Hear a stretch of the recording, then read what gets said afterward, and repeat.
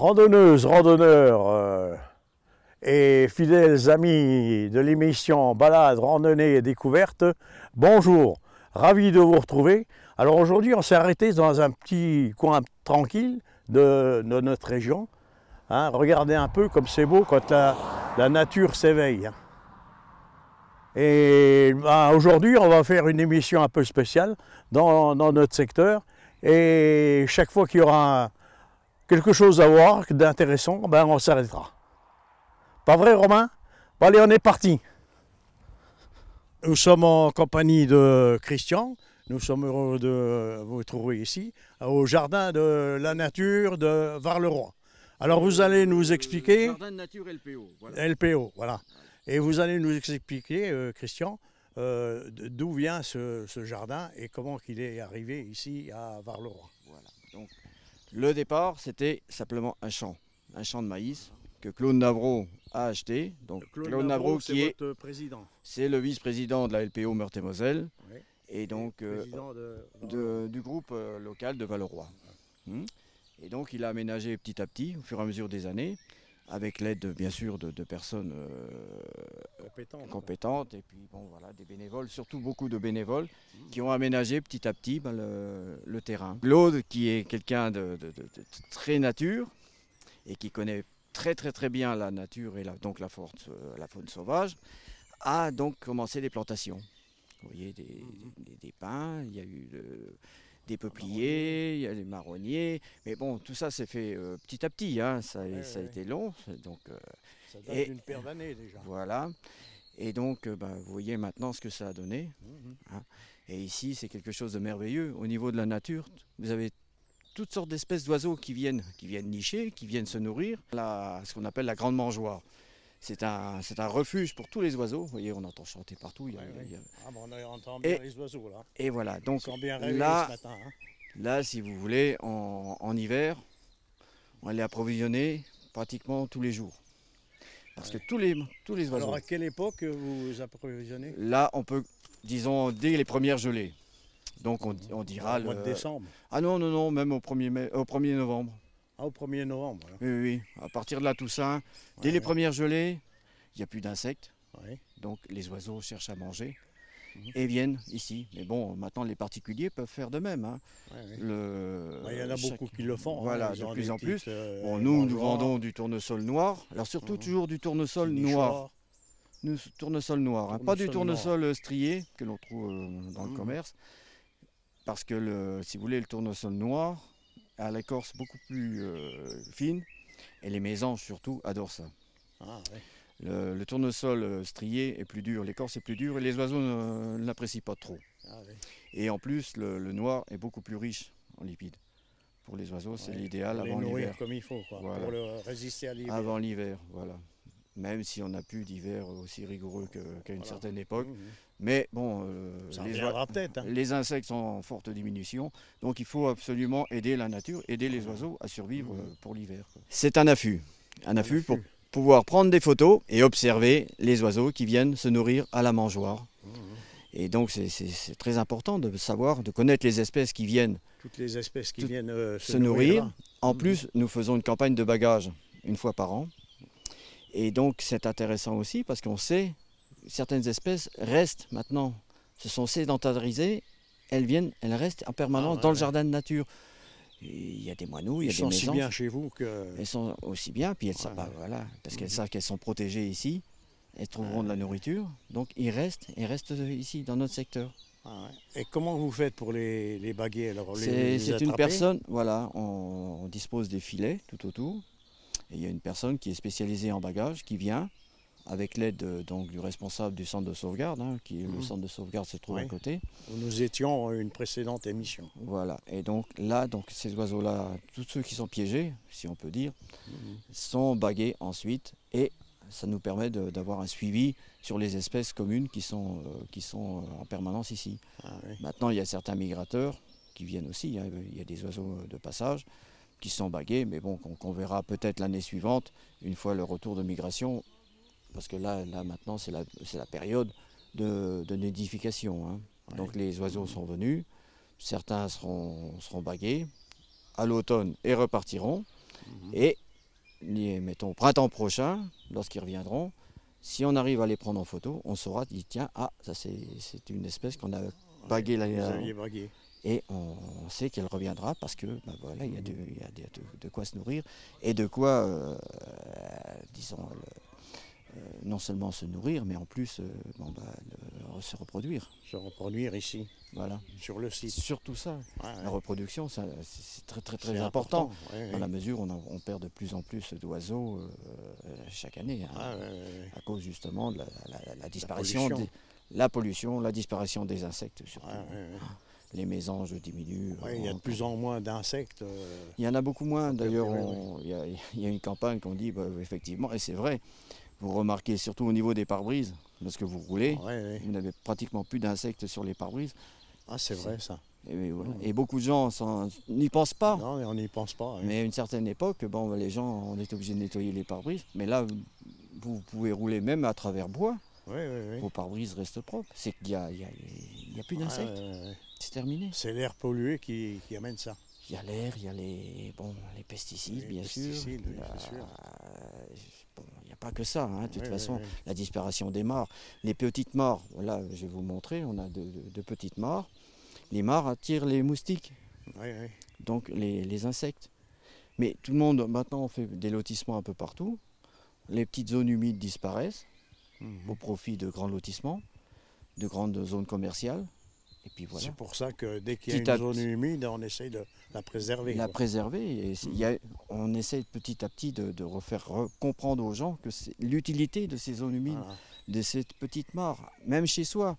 Seulement, bien sûr, les gens n'apprécient pas parce que voilà, ça attire, les moustiques, ça attire les insectes. C'est un peu comme l'histoire des haies, quoi.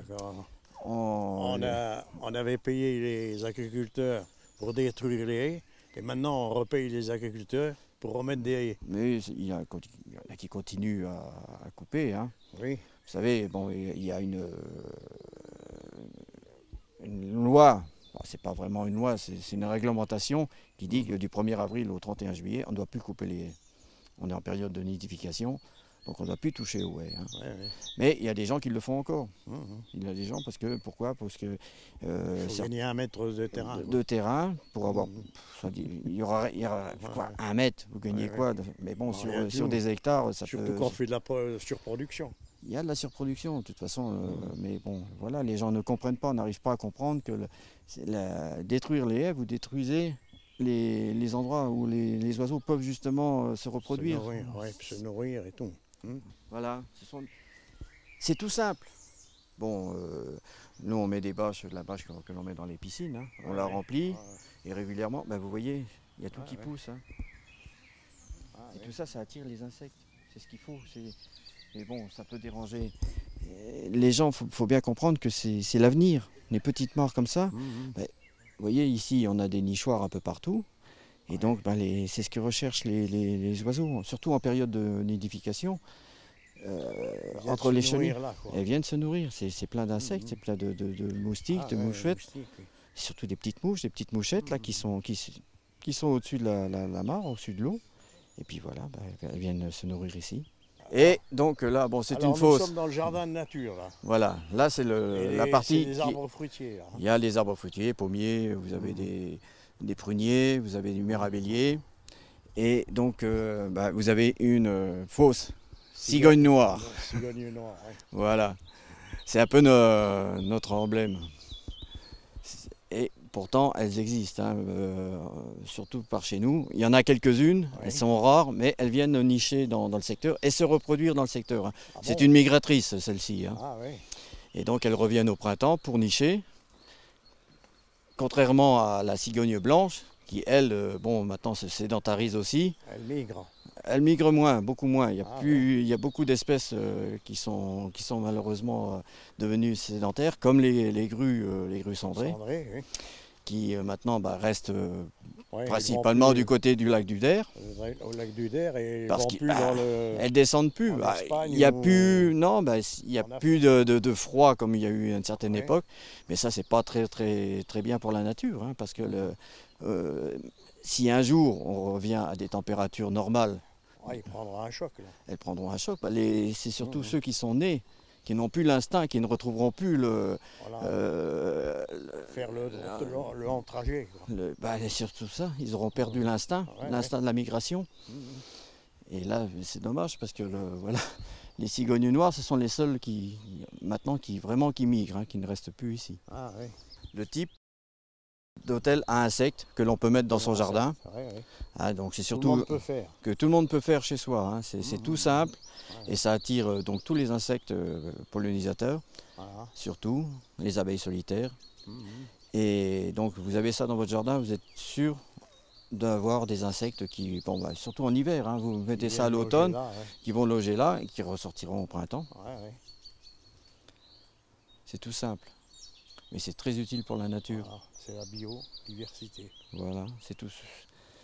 Et maintenant, c'est pareil, on en voit de plus en plus dans les jardins parce que les gens ont compris. Surtout que c'est simple à faire. C'est simple et c'est utile. C'est surtout ça.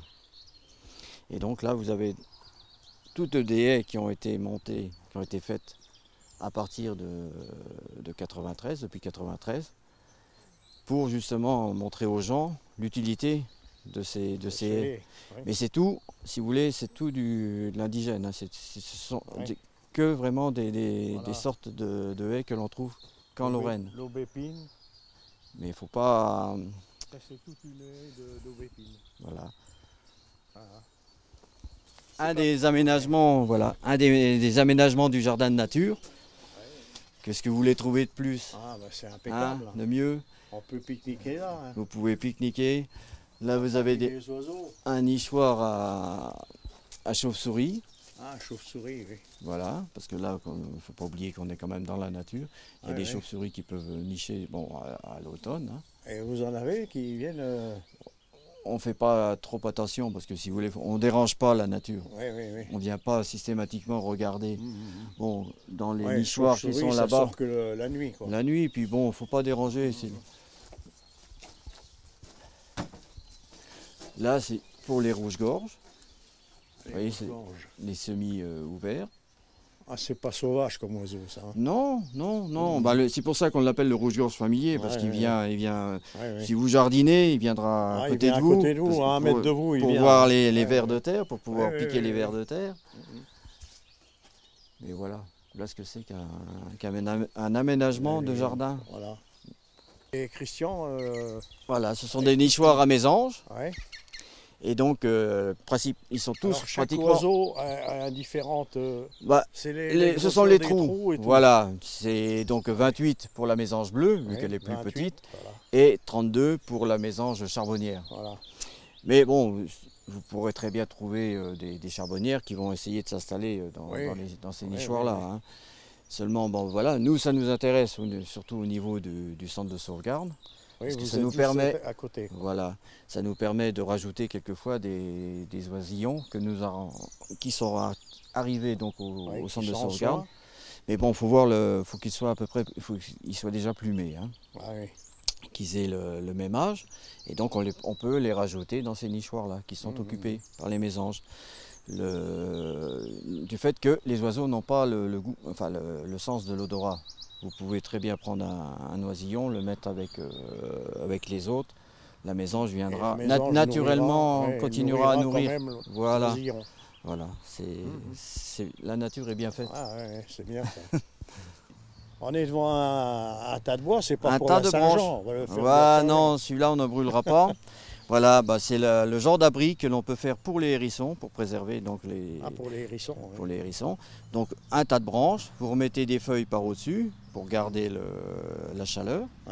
Et donc en hiver, vous aurez, avant l'hiver, à l'automne, les hérissons qui vont commencer à venir, qui vont faire leur nid à l'intérieur.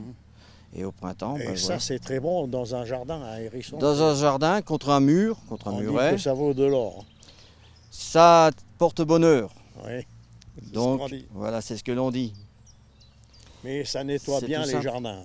Oui, bon, si vous voulez, comme on dit, c'est sûr que maintenant, avec jamais de pesticides, jamais traité. Bon, vous avez des escargots, vous avez des limaces. Bon, ça dérange pour la salade et tout, mais bon, après, c'est naturel, c'est nature. Et le hérisson, lui, viendra les manger. Voilà. Il se nourrit de ça. Il se nourrit. principalement des escargots, des limaces. Alors Christian, pourquoi il y a tout ce bois de mort là? Pour justement attirer les insectes aussi, les vers de terre, les vers, tout. Oui. Voilà, et donc en attirant les vers, vous attirez les oiseaux. Ils viendront, puis ça va se détruire au fur et à mesure, naturellement. Oui, bien sûr, ça attire tout. Après ça tombe quoi. Hein. Oui, voilà, ça va tomber. Mais vous aurez, les oiseaux viendront parce qu'ils vont s'apercevoir qu'il y a des insectes qui viennent ici. Des insectes, des petits vers et tout des ça. Des vers et tout, voilà. Vous le laissez, il ne faut pas détruire, il ne faut pas brûler. Vous faites un petit aménagement, vous voyez, c'est tout simple, c'est tout naturel. Et là, c'est pour ça qu'il y a plein des aménagements là-bas quoi. Hein. Voilà, c'est tout simple. Et ça vous garantit la biodiversité. Voilà. Au lieu de mettre de l'artificiel, au lieu de mettre de l'importation, mettez de la haie naturelle française. Voilà, qu'on trouve dans les bois et partout. Partout. Ou que vous trouverez à la LPO. Que l'on vend à la LPO. Voilà. Bon alors Christian, voilà, on voit toute votre production là. Voilà. Et à quoi qu'elle sert? Voilà, c'est donc pour les particuliers qui veulent aménager des haies chez eux. Donc nous vendons, nous faisons, si vous voulez, chez un producteur en Charente-Maritime qui qui attend que nous commandions. Donc ça sera avant pour septembre, octobre, mais à planter pour la Sainte-Catherine. À Sainte-Catherine, le 25 novembre. Donc voilà, là c'est ce qui nous reste. C'est trop tard hein, pour l'instant, faut plus replanter. Non, faut attendre le mois de novembre. Faut attendre, voilà différentes haies. Voilà, le fusain, l'entier, c'est de la veillure norbier. Des crayons de couleur, pour faire des dessins. Voilà. Et si les gens sont intéressés, norbier, il y a soit des haies, soit des fruitiers. Hein, voilà. Donc nous présenterons tous les arbres fruitiers et disons, dans le cadre de la fête de la nature à Conflans.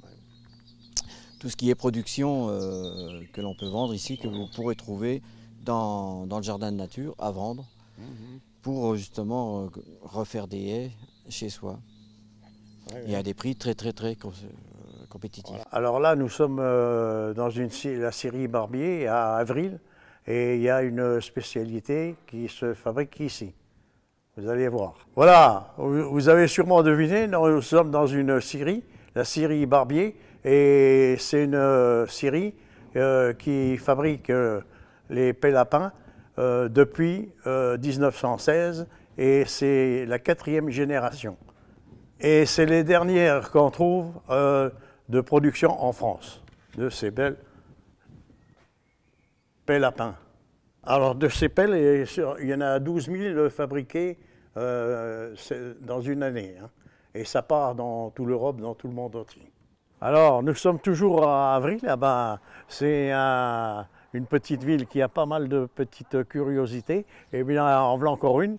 Alors c'est l'établissement Savard de Avril. Alors le propriétaire de ce véhicule, il aimait tellement les camions américains qu'il en a fait revenir un du Canada. Alors là, nous sommes à la source du Perrotin, la source d'eau chaude du Perrotin. Et alors l'hypothèse du Perrotin pourrait également avoir origine la pierre, ou alors c'était un forgeron de père en fils. Et c'est à l'initiative de François de Wendel, géologue nancéen, qui fut chargé d'un sondage dans le but de trouver de la houille à exploiter cette mine, cette source. Et c'est une source d'eau chaude. Hein. Alors les gens à l'époque, ils venaient se baigner ici, parce que l'eau était vraiment bien chaude. Hein. Et d'ailleurs, je crois qu'Amnéville, à une certaine époque, ont pris cette eau pour Thermapolis.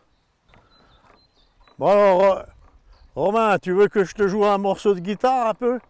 Oh yeah, oh yeah. Alors de temps en temps, il y a des concerts.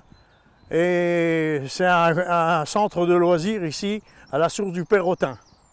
Et vous pouvez venir en manger ici, les dimanches, c'est ouvert. Et c'est une bonne petite restauration.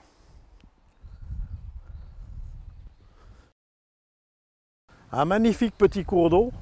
Bon ben, je crois que pour aujourd'hui, c'est pas mal, hein. On vous a fait découvrir pas mal de petites choses, hein, sur cette région. Alors, à la prochaine, au revoir. À la prochaine découverte, au revoir.